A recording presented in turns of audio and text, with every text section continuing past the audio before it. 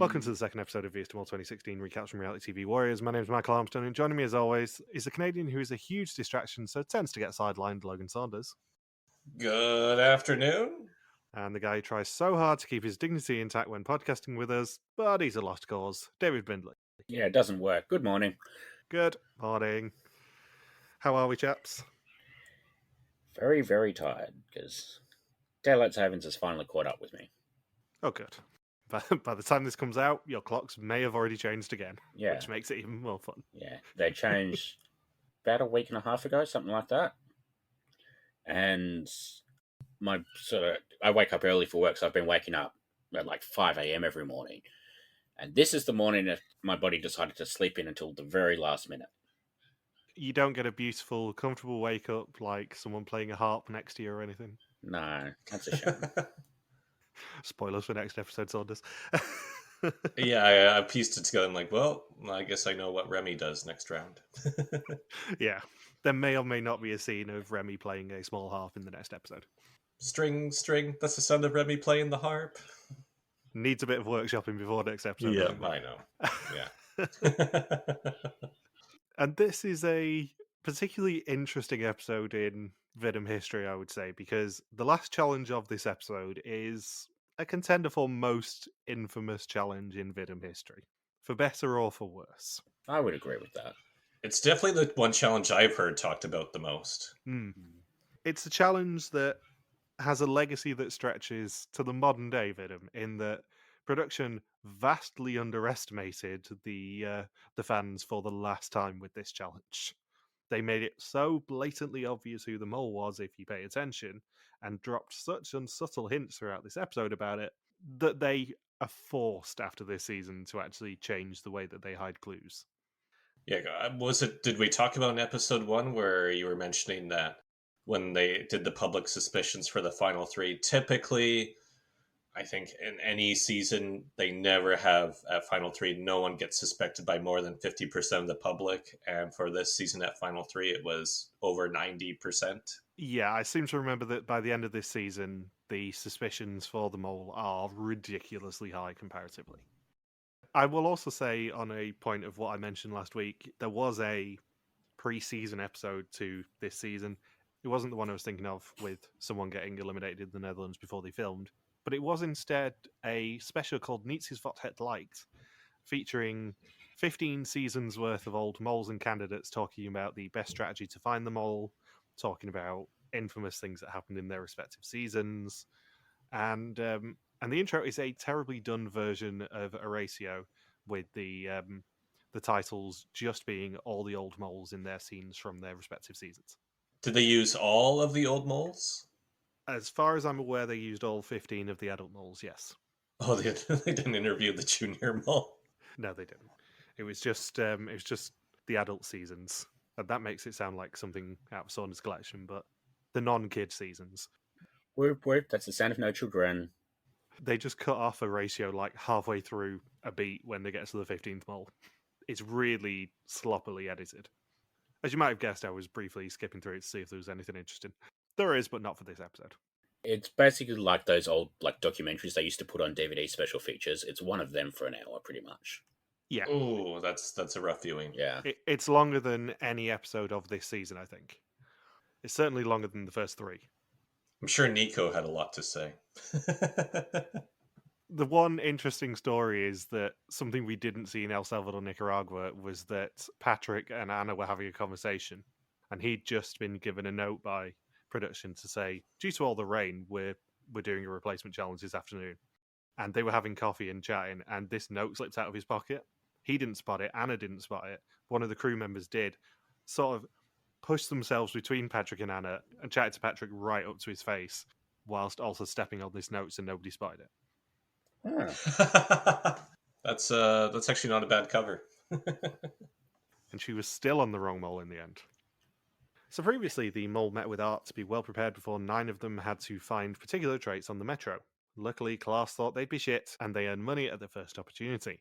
In the dunes of Barney, they ranked each other, meaning that Rob, Klaas, and Annemieke were the only ones to see their screens, and all were green, sending everyone through to episode 2. Art says it was only nerve-wracking for 3 candidates, but everyone was safe. 3 more assignments and someone will definitely be going home. The mole cannot wait, as 5 old moles will return, and for a good listener, there will be some sound advice. And the episode title is The Last Word, literally, which sounds like a clue that we've done in previous seasons for historians. Mm. In fact, it literally was used the next year on Hunted to hint that me and Ant were going to be on TV. Huh. And it is day 3 in Las Salinas. Ellie says that Rop's hair was even more stood up when he was getting his screen. Airen describes Rop as an entertainer, Ellie as bringing discipline, Anamika as very smart, Myline as asking all the questions, Tim as a rascal, Taka as the masculine power, and Cecile the fashion queen with impossible outfits. If they find structure in the group, they will be alright. I like that all of the rest of them are like actual attributes about them, and she's like, yeah, Taka's a dude. Yeah. Taka has big dude energy. Yeah. He has testosterone. He is a human being. Mm. Art tells them that they're on salt fields, and spread out over one of the fields are 4 different types of salt: kitchen, road, mineral, and sea. They must take carts and fill them with the right salt in 45 minutes to earn a total of €2,000 for the pot. I'm going to guess we don't have many notes for this challenge. Not really. Kitchen salt, road salt, mineral salt, sea salt, dirty salt. I don't know. Bath salts, don't forget bath salts. Yeah, bath salt, yeah. Veruca salt. Needs more chicken salt. Interestingly, literally 10 minutes ago I was watching Hard Quiz and there was indeed a question about chicken salt on there. Adelaide's greatest export. It was indeed described as Adelaide's greatest export. Huh. I wish Adam from Masonry Season 6 was doing this challenge. I can't see, guys. I can't see, Anamika. I was thinking about this when I was rewatching the episode yesterday. This must be a nightmare challenge for anyone involved in it, because salt is not the easiest thing to deal with at the best of times. Mm. They probably had to condemn every single piece of clothing they were wearing, including shoes. Cecile's nightmare. Yeah, they would have been ruined by this challenge. In addition, they got the etherdiscipline tutorial. Yes, yes, they did. The legacy of Ellie Lust, as we've previously described, is being the queen of etherdiscipline, and this is the challenge where etherdis begins. Not with her saying it, with Cecile saying it, but she does become the queen of etherdiscipline regardless. And just for fun, there are carts that they don't need, and they're all in the way of the ones that they do. They need to learn how to switch them on the track. Judging by just how wide the shots were and how far Tim had to run on his own to get to some of the carts and some of the salt piles, I would say that this was an impossible challenge to win with or without the mole. Yeah. Oh god, yeah. As soon as you realise it's an all or nothing challenge, they're screwed. Yeah, because Art is making fun of them at the end, but I'm thinking, I think even if you had the best and brightest players, I don't think you succeed within 45 minutes. That was just way too much work and movement Yeah. and fixing the tracks and pushing the carts, and they're not all professional athletes, so I just don't think there was a scenario where they could win. I think they needed an hour solid to make this challenge work. Yeah. It doesn't help that, once again, Taika, the professional athlete, does not do a lot of pushing in this challenge. Like, he disappears for probably 90% of it, and then only really helps out at the end.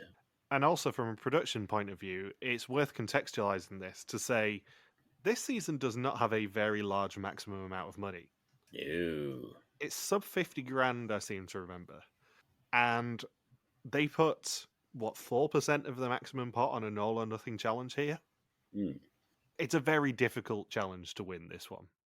My note at the end of it was, this really had to be, you earn money on a per cart basis. Yeah. This challenge should never have been an all or nothing challenge, because if it's a per cart basis with 45 minutes, the mole can sabotage and earn some of the blame, and the group can actually figure out a strategy. But here it's just, what are we doing here, guys? What are we really doing here? Yeah.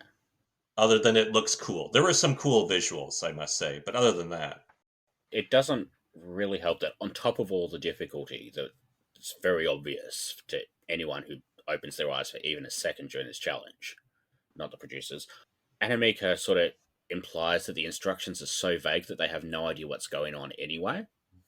So when you've got, a challenge that's physically impossible combined with not explaining it very well, it's no wonder that they basically got nowhere for 45 minutes. Do you think that if they'd not done well in episode 1, that this would have been on a per cart basis? Huh. Because it's very opaque, Art's introduction. Art's introduction certainly implies that it's going to be up to €2,000 depending on how well you do, rather than being an all or nothing thing. He only says it's an all or nothing thing at the end of the challenge. Well, is there even a conversation where I think it was with Taka, where he says, "Oh, do we get money for 2 carts?" And I'm thinking that it's not a good challenge design if you have contestants wondering, "Oh, do we get," if they don't even know if they qualify to earn money for the pot because of how vague it was. So not only was it vague for us, but it was vague for them. Yeah. And then, it doesn't help that you've got the mole in there on top of that, sabotaging, and then you've got people just sort of fucking up left, right, and center. Well, Tim says right at the beginning, "Oh, we just all started running like complete idiots." Yeah. Well, like the first minute that we see as a challenge, you've got Tim running like an idiot, Tim stopping to yell at Ellie about how to use the walkie-talkie, Tim throwing down the shovels on the kitchen site and then running back for the cart, which leaves him without the shovels. And then Tim jumping on a cart to make it much, much slower for Remy to push. And there's 9 other contestants that are doing just as badly. And I mean, you have Cecile here, who her priority isn't to load salt into a cart. Her priority is to keep her dignity, keep her hair neat, and keep her clothes wrinkle-free. That's what she was focused on. Yeah, if you think back to last week's episode, we talked a lot about how basically the 2 stars of this season are Ellie and Cecile. Cecile, I think you can kind of understand why as soon as you watch this challenge. She is a massive fan of WIDM, but she's not a big fan of a lot of elements of WIDM, like, being anywhere, being outside of a building, getting clothes dirty or creased, getting her hair messed up, everything to do with, being outside of a building. Ellie, Bindles, and I discussed after last week's episode that I think Ellie is an acquired taste for a lot of this season. She's certainly the most infamous person of the season. I don't think she works as a character without someone like Tim to bounce off and take the piss out of her, basically. Yeah. Tim and Clace. Yeah, she's such a blowhard that it makes everyone else a lot more fun reacting to her. And apparently Remy is equally terrible at this challenge. Anamika just completely roasts his performance here, saying, "I know Remy is strong and he's good with the harp, but he needs to leave a wheelbarrow alone." As we see him just fumble with the cart, tip it over. He's good with his fingers, but his hands need work. Yeah. I'm surprised he didn't get ran over by one of the carts just by his own clumsiness. He would be terrible at the minecart levels in Donkey Kong Country or in Handcart Havoc. He would be falling off the course every time in Mario Party. No one would want to be his teammate in a 2 versus 2 minigame there. So Ellie institutes etherdiscipline, as we've already said. Cecile says they're in a salt mine. What do you want? And she insists on them being on the same frequency and everyone introducing themselves. This is, I would say, the start of the one-sided feud that is Cecile versus Ellie in this season.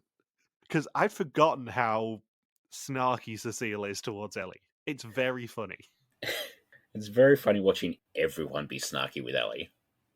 It's kind of the problem with Renaissance because everybody takes Ellie seriously, except for maybe Tigo, and Tigo's an asshole.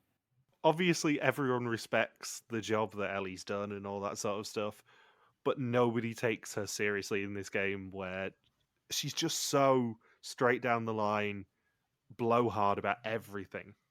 It's delightful. This season wouldn't be nearly as funny without Ellie Lust in it, for a lot of the wrong reasons. Yeah. None more so than the last challenge of this episode. It's just funny how with Ellie, she's just so out of place with this cast and just can't get in sync with everybody else. It's like being invited to a Wagner family reunion and her last name is Smith. So Airen spots that there's a board in the water with sea salt, so they've got to dig that out of the water, and that's why there are Wellington boots there. Taka and Tim go running to find the other 2 piles, and they find mineral salt and road salt. Tim, however, decides to keep running to see if there's an extra pile, but there isn't. As Logan said, Remy appears to help Annemiek and Cecile, and despite being good with his hands and a heart, he almost tips the wheelbarrow. Then he does knock it over, and Cecile suspects that he's just clumsy rather than being the mole. Klaas then appears for the mineral salt group with a cart, but it's the wrong one. He brings the road salt one. They decide to put it in that cart and transfer it later. Marjolein and Taka fill the sea salt cart and bring it to the correct place, while Klaas and Rock take the road salt one to transfer to the mineral one. The time runs out as they have 2 carts correctly filled, but that's not enough, and they earn nothing of €2,000 for the challenge. Tim just giving Art a no-star review in his confessional after. Yeah. Tim says the sentiment was basically that they're all morons and they can't do anything right. And he agrees. Yeah. And that we are losers with no future in this game. Good pep talk, Art. And you know how Ellie Lust has a reputation of getting over things and letting things go and, being a genuinely chill person? Yeah, she's famous for it. At dinner, she then lectures everyone on etherdiscipline again. With forks this time. And everyone's super receptive to it. Yeah. I think it helped that everyone had been probably having a few drinks, probably a few rum and cokes at dinner. Well, to be fair, it's not the only sort of moment during that dinner that puts people in a bad light. Because you got Airen asking the waiter in perfect English about the size of the ribs, and then Klaas feeling the need to clarify, trying to work out whether it's her or the waiter that's an idiot when they don't understand each other. In a Spanish-speaking country. Yeah, exactly. Yeah, I was surprised that there were no, unlike the most recent Mexico season, that there aren't any Spanish speakers in this cast. I think Annemiek might be. Yeah. There's definitely at least one, but I can't remember who it is. Yeah, I think Annemiek said that she can speak Spanish in the Metro Challenge. Yeah, she's not even chubby-faced. No? Doesn't have a beard. Well, maybe. It has been 8 years at this point. Yeah. So it's day 4 in Santo Domingo at the Casa de Diego Colon, known as Lewis's brother. Art says that it's the most important square in Santo Domingo, and they will be watching the dancing show that's happening at the moment. And Cecile is more obsessed with how much they'll be sweating in the synthetic clothing that they're wearing. Yeah, we get a lesson about Dominicans from her. I know we've been telling Logan not to watch the credits, but that lady who goes woo at the start of the challenge when they're sort of doing the stock footage, travel porn sort of stuff, that's in the credits, and every time I see it, it makes me laugh, even now. Just because it's so out of place, watching all the action shots with Horatio playing, and all of a sudden just a lady in traditional costume going, woo! I guess she's a big Ric Flair fan. Yeah. She's halfway to giving us the sound of Ellie Lust. Mm. I'm not editing that out of the intro. I'm putting my foot down on that before anyone suggests it. Did you guys know that Dominicans generally like bright colors with lots of bling? And that it's definitely not stereotyping Dominicans at all. Oh, God, Right. no. I think it's fair to say, even though this is only 8 years old at this point, this is a very different vibe of season. Yeah. There's a lot of good work that has gone into not stereotyping people as much as they did in 2016. Yes, there is. It's funny because a lot of this season, they sort of play on the Caribbean island, not many people sort of vibe. There are 10 million people in the Dominican Republic. Yeah. Hispaniola is a very densely populated island. Yeah. And a lot of this season is, beaches and cliffs and that sort of wilderness kind of thing, because you're on a tropical island doing all that sort of stuff. You don't really see a lot of people in this season after the first couple of episodes. No. As soon as they leave Santo Domingo, you don't really see that many people. Yeah. So Art tells them for their challenge, they will be taking a picture with everyone on the stairs, and then everyone will leave, and they must reconstruct it. They have 5 minutes until the first photo is taken. And I think it's fair to say this challenge is chaos. Which is exactly how Art described the previous challenge. If your goal is to create chaos and confusion, if that was your strategy, then you succeeded. Again. And half of the blame lies with Marjolein with the chaos and confusion. Yes, she doesn't respect Remy's authority, I think it's fair to say. Yeah, she was supposed to be an observer, but then it's just question after question. redirecting everyone's focus. And I think Remy was pretty close to just screaming at her. But it's funny that Mexico had a similar challenge of, make sure everyone's arranged properly. By granted, it was a much smaller scale, a much smaller budget of just sort everybody alphabetically that you pick up on tuk-tuks. But here it's, hey, we have 100 people sitting on these steps. We're gonna remove everybody from the steps and put them in the exact order. That's a lot higher budget, a lot more ambitious compared to what we saw earlier this year. Yeah. Yeah. And Remy's put in charge, but Marjolein blabs through all of the suggestions. Rob divides the stairs into 9 blocks, which makes it much easier to remember. Marjolein doesn't get a block, but she's placed as an independent observer, as she's fanatic and sees a lot, but also a huge distraction. If she's the mole, she can't do much damage. Why was Remy put in charge of this task? Why was Remy just elected as leader compared to everybody else? Because he's the most low-key and introvert of everyone in the cast. I thought it was a weird choice. I get after the last couple of challenges, you kind of didn't want it to be one of the alpha males again, because basically 3 challenges in a row at this point. But surely in a challenge like this, where the easiest way to tell people apart is by their, what they're wearing and that sort of thing, surely you put Cecile in charge. Yeah. I don't think it's an understatement to say that Cecile is probably the most successful of the 9 people doing blocks. Because she has a memory for this sort of intricate detail. I wish there was a TV show called Cecile in Charge.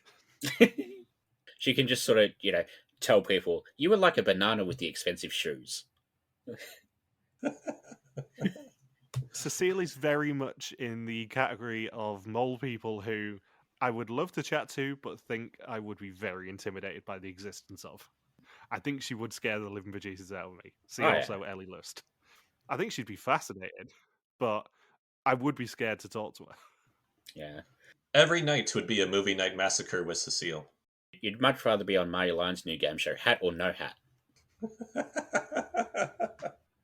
I love that Art comes in bragging about how it's taken him 3 whole minutes to get his iPad out of his luggage so he can take the photo. Yeah, I was going to say, Art comes back in with his quote-unquote camera, otherwise known as a tablet, like he's any old person at a gig. I know Saunders is obsessed with the idea that old people can bleat, but the best way to tell someone who is over the age of 50 is probably, how do you take pictures at a gig? Is it on an iPad? That's so true. Because the answer's invariably yes. And it's like, Art can't roast the cast anymore after doing that. No. This is very much the era of Windows sponsorship, and all of the tech in every single episode is going to be Windows of some description. I can't remember whether it's this season they do sponsor. They certainly sponsor by Oregon. There are visible Windows logos. So I wouldn't be surprised if it's a Surface tablet rather than an iPad, but the sentiment is still there. Yeah, it's still very much an old person thing. Look, it's sponsor, Michael. I think there's like 2 or 3 challenges later in the season that use them as well, so it's probably this season that they're sponsoring. Yeah, I can't remember where the cut-off of the Windows sponsorship was, but it's certainly around this era of WIDM. Yeah. So he then takes the initial picture, and they've got 15 minutes to reconstruct it. They will earn €100 per correct step, not correct block, and if everything's correct, he will bump it up to €2,000. What do you think the mole would do in this challenge? Pretty much what Marjolein did. Just distract and ask as many random questions as possible while everyone's trying to focus on, memorizing the steps. And I think the fact that all 10 of them were memorizing squares as opposed to steps, that is a very effective way for the mole to sabotage completely undetected. That sounds like a very moley suggestion. Yeah, this is the second challenge in a row where they haven't necessarily learned how they earn money before they start the challenge, which is to their detriment and allows them all to thrive. And yeah, as soon as you find out it's steps, you go, well, Rob was the one who suggested squares. That's suspicious to me. So class has his group together within 3 minutes, with Tarkin not too far behind. And Rob is still missing one person, but he was looking for the wrong person and ends up finding the lone guy and making him actually be the gap fill that he needed. They finish early and Art starts checking. They get the first 2 steps correct, but not the third. And they realise the problem with squares is it's impossible to find out who was the one who messed up. And my favourite bit of the entire challenge is Ellie taking it very personally when her square was wrong. And is it Cecile who points out saying, Ellie has screwed up every single challenge so far this season. Yes, yes, it is. She has never earned money. She has not, if you play Follow the Money, Ellie hasn't earned a single euro for the group. Yeah, I mean, not to spoil the season, but as a cop, Ellie does make a good spokesperson. I think my favourite bit of this challenge is Art telling the contestants, yeah, you've got to sit down, otherwise all of those rows are incorrect as well. He just feels bad for them at this point. He's like, just sit down there. You guys need 100 euros. Or I guess, 200 euros? I'm sorry, the salt wasn't my fault. Here, have some free money. Yeah. Well, I think this is the season where Art reaches his Peter Yan potential of, I'm starting to have done a lot of these seasons. These people are getting on my tits, and I'm not going to hide my contempt anymore. Yeah. He is very contemptuous in this season. Another favorite part of this challenge is how this turns into a high school pep rally, because when they're reseeding all of the locals, every time they complete a step for, I don't know why, just all of the locals just start cheering. They don't even know if it's right or wrong. It's just random cheering and screaming and yelling. It's like being in high school again. You obviously had a very different high school experience than I did. Well, have you ever been to a pep rally in school? Nope. Surprisingly, we don't have those outside of North America. Outside of North, so let's explain that one. Please do, because the United Kingdom doesn't have any pep at all. No. There's no pep. It's just rally. Yeah. Just like once a month, we would all have to go to the gymnasium, and everybody would just have to sit up in the bleachers, and then they'd bring out the school sports teams. And for instance, I went to a school called Fulton, where one side of the gym yells full, and the other side yells ton, and it goes on like that for about, I don't know, half an hour probably. So that's just what it reminded me of just sit people in bleachers and just make them yell for no reason whatsoever. And it's like, yeah, it's like a high school pep rally. That honestly sounds like a nightmare. Yeah. Oh yeah, I skipped out on it. I don't think managed to skip out on every single pep rally until I was in grade 11 or grade 12. And I think I only went to one pep rally total. And after I went, because I'm like, I'll go to one pep rally while I'm in high school just to see what it's like. And I thought, yeah, I made a good call on just always going home and playing Mario Kart instead for 20 minutes and then going back to class.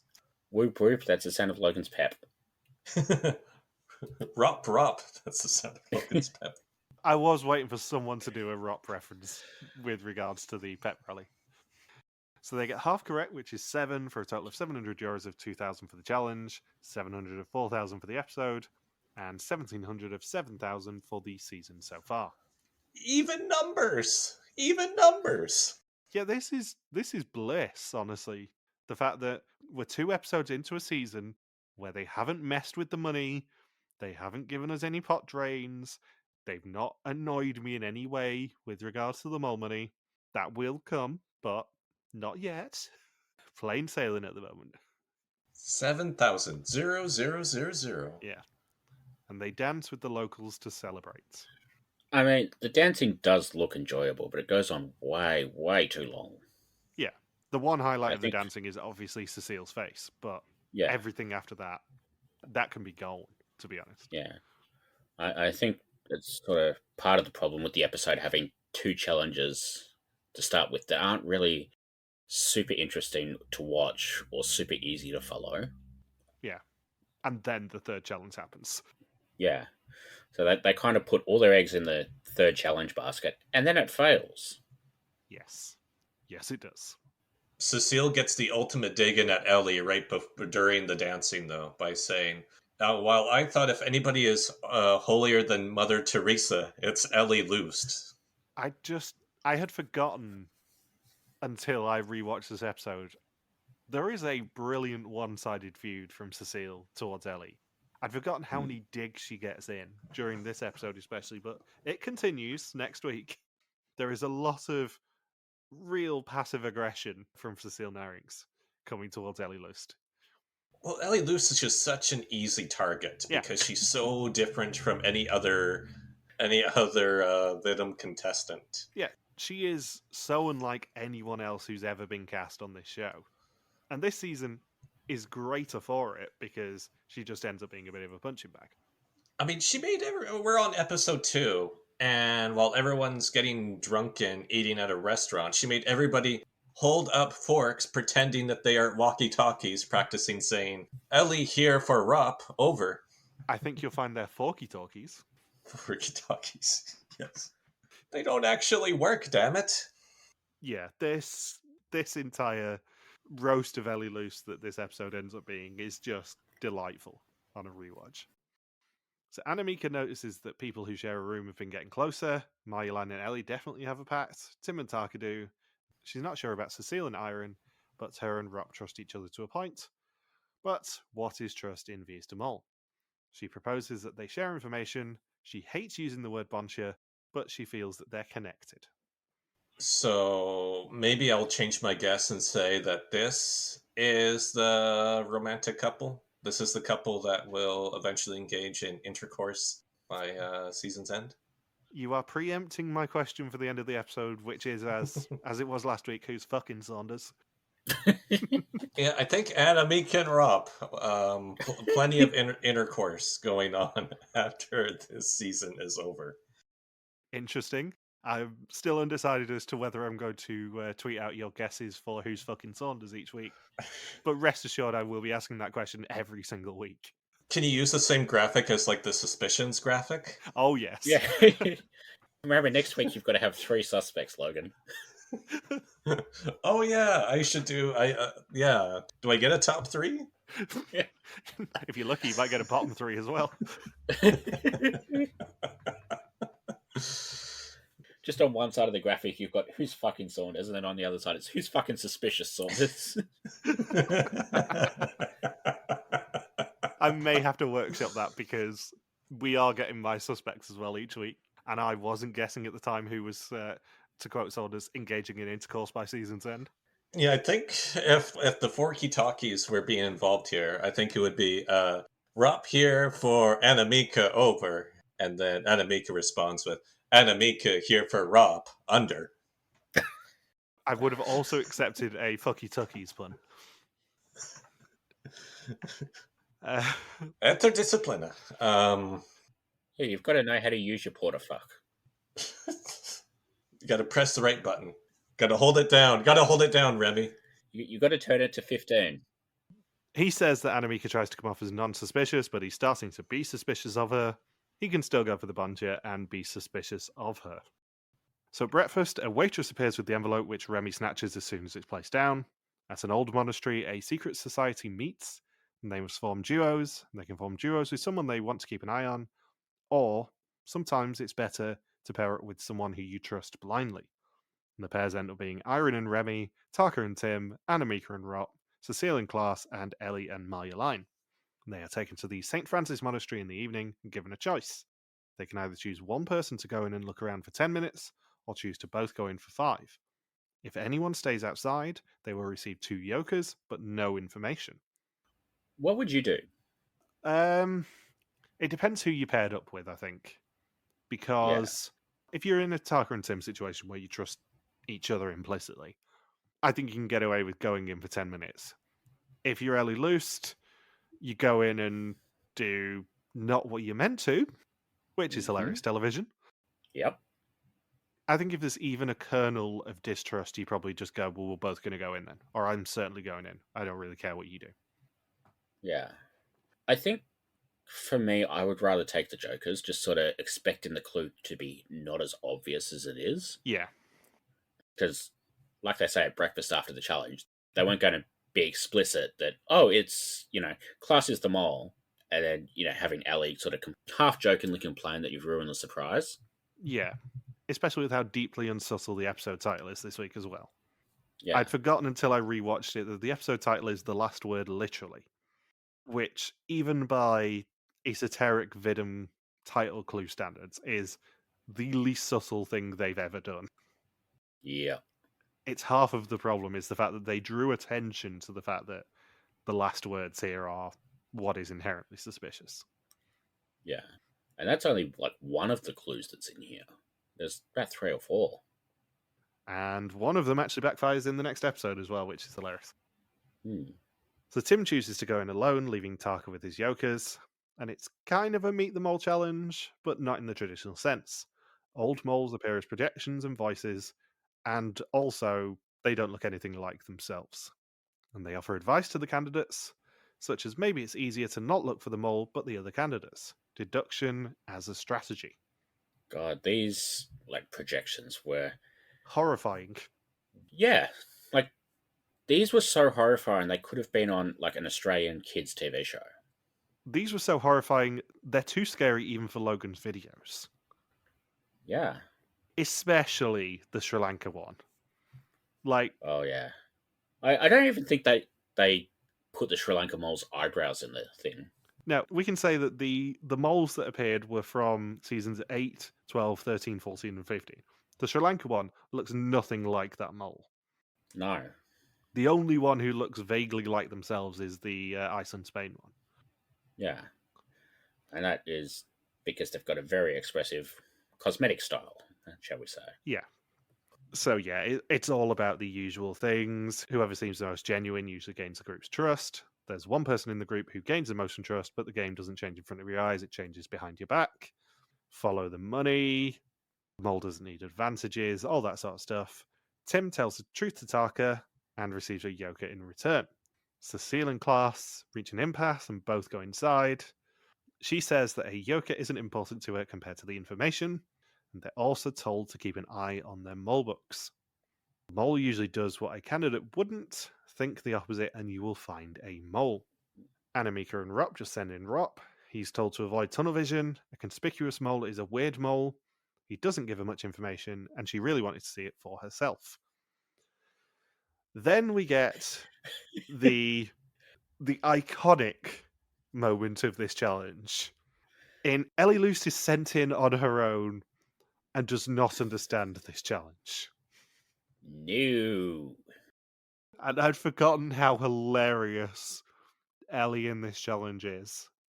I'd blocked out most of this challenge from my memory for fairly obvious reasons, but I'm so sad that I blocked out how funny Ellie is on this challenge. Just sort of like completely missing the hallway of lights leading down to the big area that's all lit up with videos of the old moles playing, and instead just sort of rummage around in a garden bed, thinking, well, maybe they've hid jokers in there or something. Yeah, she doesn't just miss the path of flaming torches. She misses the fact that the moles are basically saying, oh yeah, we're old moles and we're here to give you information. Yeah. It's so unsubtle what they end up having to do with Ellie. It's just like, yeah, you're not looking in the right place. You're completely defying the point of this challenge. And if you're Marjolein in this position, you would be so annoyed. She's such an idiot. But at least Marjolein keeps both of the jokers. Yeah. Ellie is a wonderful idiot. And as I've said many times already in these 2 episodes, she makes everything better about this season. Not necessarily for the right reasons. Yeah. I think it's interesting, sort of, like, in addition to Ellie, you've got, on the one hand, Cecile hearing all of the information and then just conveniently forgetting to tell any of it to Klaas. And then Rop ignoring all of the information, basically telling Anamika Nitz is what it liked over and over and over again. And then Anamika giving a confessional, oh, I've got the jokers and I've got the message, which means I'm ahead of everyone. And she doesn't realise that's not what they were saying at all. Yes. She didn't understand the sentiment of nothing is what it seems. Yeah. And the final pair is Airen and Remy. Remy goes inside and leaves Airen outside. He's told you'll be cheated and manipulated by the mole, blinded by the hunt. Knowledge is power. Money seems unimportant, but it's not. Do not rely on anyone else. And he proposes a trade in exchange for a yoker, and she agrees if he tells her everything. So it's day 5, and Remy is already interrogating at breakfast. Not everyone tells the truth about what they saw and did. And Marjolein says she's glad the group gave her information because Ellie didn't. It is now time for the test. 20 questions about the identity and actions of the mole. Whoever knows least goes home except for the mole who can never go home. Airen, Anamika, Remy, Rop, Tim, and Taka have a yoker each, and Marjolein has 2. And their test takes place at the Museum of Modern Art, which isn't Art's new title now he's left hosting WIDM. I do have a question before we actually get into the test, which is, this era of WIDM is so obsessed with modern art museums. Why? No. I was about to say, this feels like the 10 millionth execution that's taken place at an art museum. Yeah. I know for a fact that the El Salvador, Nicaragua one was at a museum, and I think that was the Museum of Modern Art in El Salvador as well. It's really weird. Yeah. And they do a challenge at a museum in Sri Lanka. There's one in the junior season. At least one. Probably 2 or 3. Did they do one in Hong Kong? I feel like one of the eliminations in Hong Kong was that one. There was the walled city. There was the market where they're all sitting on that tiny little table. There was the dock. I can picture Afran Corsius sitting in the foyer of an art museum, finding out if she's got eliminated or not. Yeah, but is that because it actually happened, or just because you want to picture her sitting in a museum? She is above the Afran Corsius line, remember now, so she probably does love a museum. Yeah. It is a prerequisite of being an old person. I wonder if she can bleat. Maybe you should tweet her and ask her. Just be like that one Twitter dude who sort of asks every celebrity if they have a favourite cheese. Yeah. Or the people who ask any survivor in an AMA what they think about fan favourite Amanda Kimmel. Including, I believe, Amanda Kimmel herself. No wonder she quit the Survivor community. Yeah. She gone. So Ellie says that it's best if the mole makes a mistake. You have to be patient and wait for them to slip up. Tim is playing his yoker and spreading over 4 people. He says it's wise to save it, but he lives for today. Remy is on Anamika's list now. He was quiet initially, but now he's at the forefront of her mind.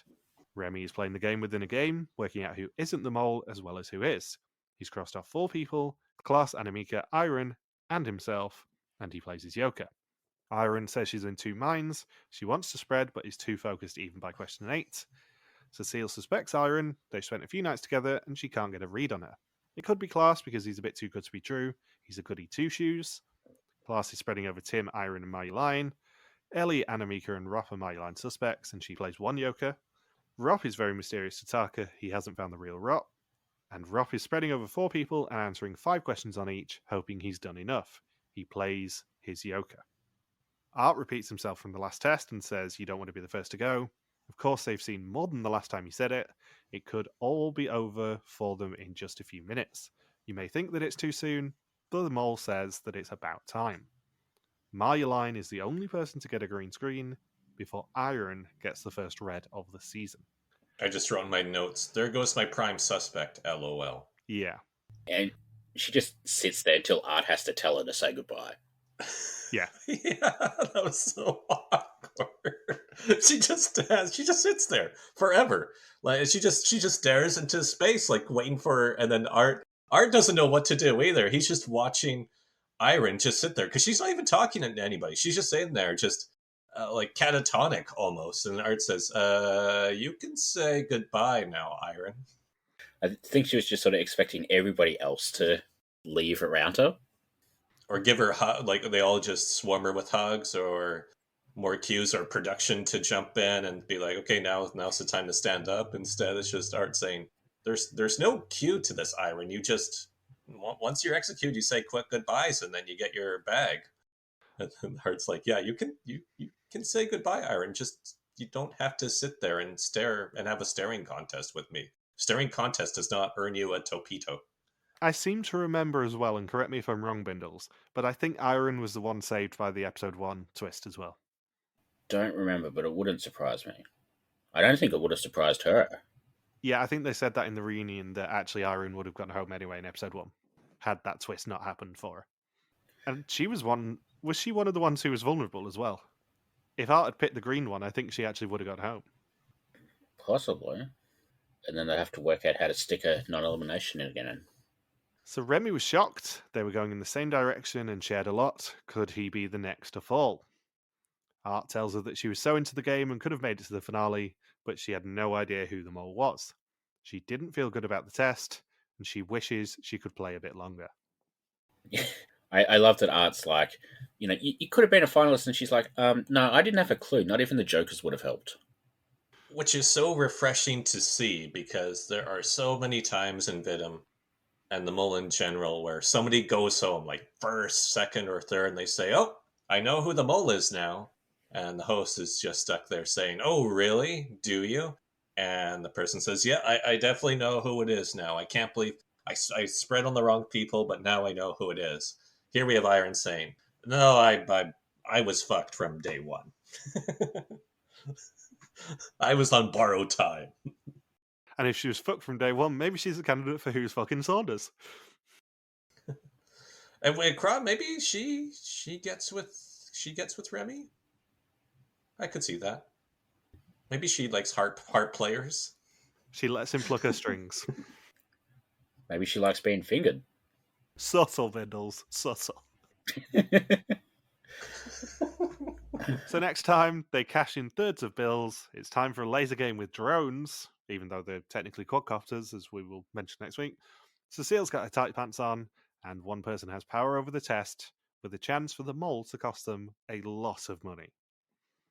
So, 3 questions remaining. 1, Ooh. who are you locking in as fucking Saunders? Who's fucking Saunders? Okay, so who did I say was number one? Who's the coalition? Anamika and Rop? Yep. Yeah, I just have a tough time picturing that. It's like Anamika and Rop, because Rop is like very close to the name of Hagrid's brother from Harry Potter. To be fair, I think there's a reason you have a tough time imagining Anamika and Rob fucking. Oh, I see. I mean, I didn't want to spoil it, Bindles, but yeah, there is a reason that probably they wouldn't be the ones fucking. Okay, I'll switch it to Anamika. So your suspicions are going great, Saunders.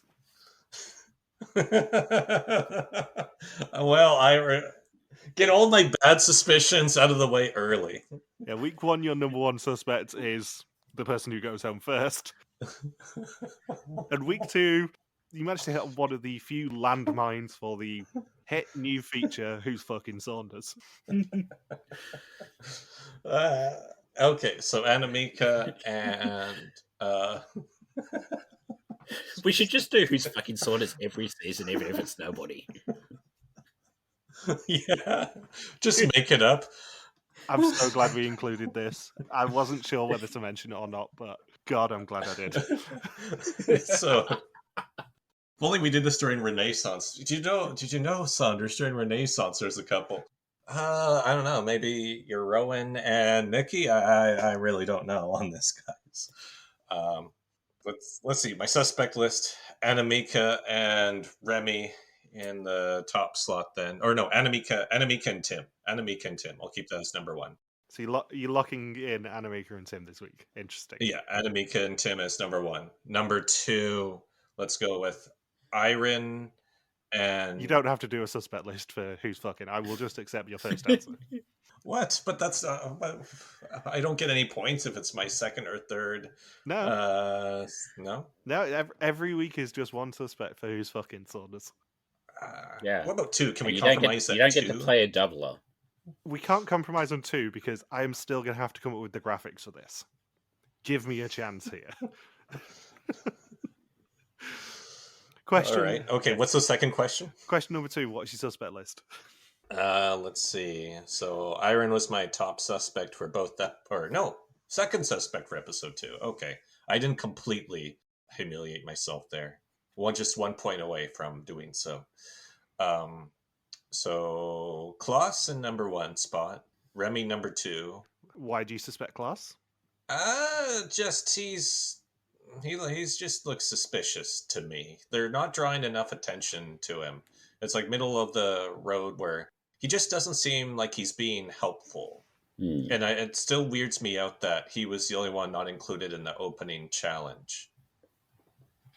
Like they didn't. I feel like that could be some sort of clue. Interesting. Wareline number 3, Rup number 4, Cecile number 5, Taka Taka Taka number 6, Tim number 7, Anamika number 8, and Ellie Lust in 9. Do we even bother including Ellie? I know she's not the mole. You don't have to, but it's kind of fun if you do. Yeah, let's just drop Ellie. I know she doesn't win. And I know she's not the mole. Yeah, I think when we've done previous historians with people who you know aren't the mole, you just haven't included them. Yeah. Give myself a fighting chance. And final question from the suspect list for the bonus 3 points. Which row was the mole in the group photo for episode 2? Within the back row, which was Ellie, Tim, Klaas, Rupp, and Remy, or the front row, which is Airen, Taka, Marjolein, Cecile, and Anamika? I guess back row. Interesting. You guys got anything else you want to say about this episode? No. Anything from you, Saunders? Nope, because I missed out on the whole challenge, so that's it for me. Do you want to eulogize Airen in any way, shape, or form? Airen. She didn't get the worst elimination montage ever for a first boot, thanks to being in for 2 episodes. I really thought she was the mole, but clearly I'm as lost as she was. Yeah.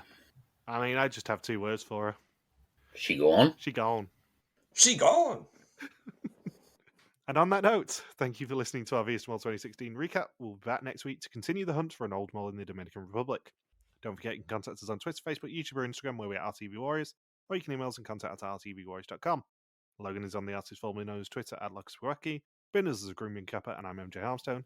You can also support us on Patreon at patreon.com/rtvwarriors. Thank you as always to Marika for the subtitles. We will see you next week. Peace out and just chill till the next flavoring. Sadly, the old mole's head has had complaints.